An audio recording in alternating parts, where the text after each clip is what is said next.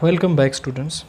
तो देखिए, आज की अपनी इस वीडियो में हम चैप्टर पढ़ने वाले हैं फैक्टराइजेशन, जो बेसिकली क्लास 8th की मैथ का 14th चैप्टर है।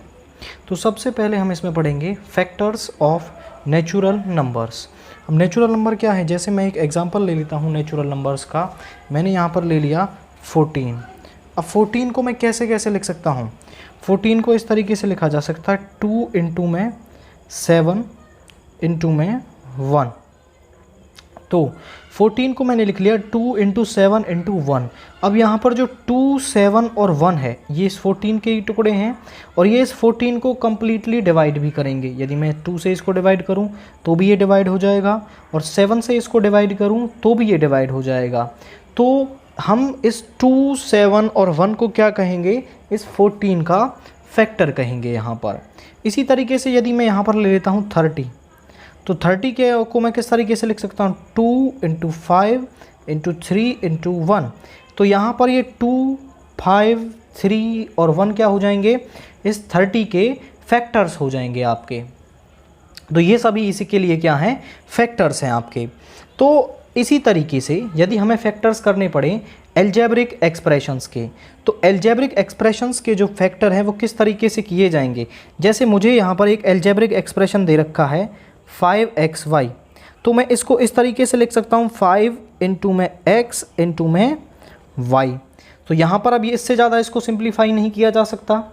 तो 5 भी इसका एक फैक्टर है, x भी इसका एक फैक्टर है और y भी इसका एक फैक्टर है, क्योंकि तीनों इसी के टुकड़े हैं और इसी को कम्प्लीटली डिवाइड करेंगे। तो ये सब इसके क्या हो गए हैं? यहाँ पर फैक्टर्स हो गए हैं। यदि मैं जैसे एक और एग्जांपल लूँ 10x² y, तो यहाँ पर देखिए 10 को मैं इस तरीके से लिख सकता हूँ 2 इंटू 5 इंटू में x², मतलब x एक बार x और 2 बार x आएगा आपका यहाँ पर, इंटू y। ये सब इसके क्या हो गए हैं? यहाँ पर फैक्टर्स हो गए हैं। तो ये हैं इसके फैक्टर्स ऑफ एल्जेब्रिक एक्सप्रेशन। अब नेक्स्ट मेथड है आपका मेथड ऑफ कॉमन फैक्टर्स।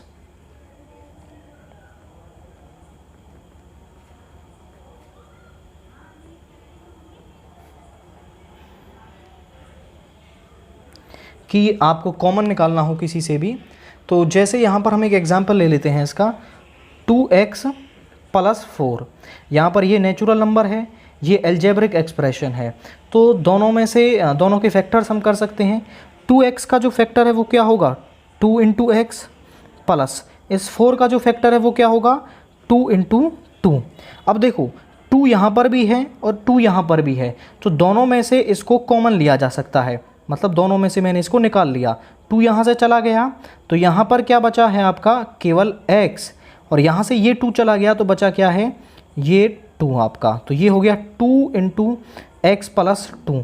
तो इसके फैक्टर्स क्या हैं आपके? 2 इंटू x प्लस 2 हैं। इन दोनों से आप इसे डिवाइड करेंगे ना, तो ये कम्प्लीटली डिवाइड हो जाएगा आपका। तो ये है आपका फैक्टर्स, कॉमन फैक्टर्स हम इन्हें बोल सकते हैं CF इस पर्टिकुलर एल्जेब्रिक एक्सप्रेशन के लिए। जैसे इसका एक और एग्जांपल हम यहाँ पर ले लें 5xy + 10x। इसको किस तरीके से लिखा जा सकता है? 5 into x into y plus इसको लिख सकते हैं 2 इंटू 5 इंटू x। अब देखो ये 5 यहाँ पर भी है, 5 यहाँ पर भी है, तो दोनों में से 5 को हम कॉमन ले लेंगे। तो यहाँ पर क्या बचेगा? और देखो x भी है दोनों में, यहाँ पर भी x है और यहाँ पर भी x है, तो हमने x को भी कॉमन ले लिया। यहाँ से 5 चला गया, x भी चला गया, बचा क्या? y। यहाँ से 5 और x दोनों चले गए हैं, बचा क्या? 2। तो यहाँ पे आया 5x इंटू वाई प्लस 2। यही क्या है? इसके कॉमन फैक्टर्स हैं आपके। अगर हम बात करें नेक्स्ट मेथड की, तो नेक्स्ट मेथड क्या है आपके लिए?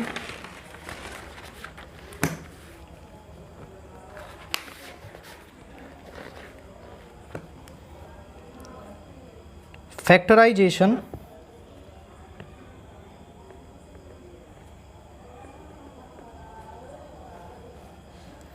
बाय रीग्रुपिंग टर्म्स,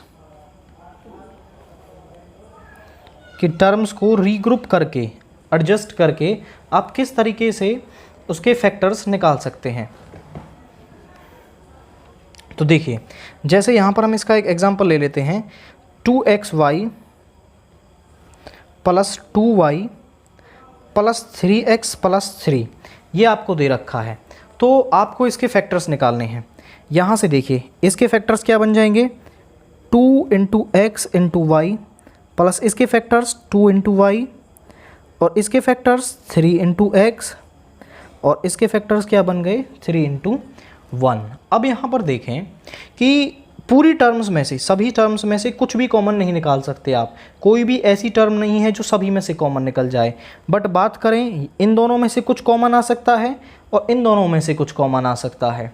तो यहाँ से इन दोनों में 2 है और y है आपका, तो दोनों में से 2 और y कॉमन ले लेंगे। यहाँ से 2 आ गया और यहाँ से y भी आ गया। 2 और y निकल जाने पर यहाँ बचा x और यहाँ पर क्या बचेगा 1। अब देखो ऐसा नहीं है कि ये दोनों चले गए तो यहाँ कुछ नहीं है, यहाँ पर आप मल्टीप्लाई में 1 भी लिख सकते थे। तो यहाँ पे बचा है 1 आपका, प्लस सिंबल ये वाला आएगा। यहाँ पर भी 3 है, यहाँ पर भी 3 है, दोनों में से 3 कॉमन ले लिया। यहाँ बचा x और यहाँ पर बचा 1 आपका। अब देखो यहाँ पर भी x प्लस 1 है और यहाँ पर भी x प्लस 1 है, दोनों में से x प्लस 1 कॉमन ले लेंगे हम। तो यहाँ पर क्या बचा है आपका 2y, ये चला गया यहाँ से, प्लस यहाँ पे क्या बचा है 3। तो इन दोनों के फैक्टर्स क्या आए हैं आपके x plus 1 into 2y plus 3, ये इसके फैक्टर्स हैं। इसी को हम बोलते हैं factorisation by regrouping terms. Terms को रीग्रुप करके आप किस तरीके से फैक्टर्स निकाल सकते हैं।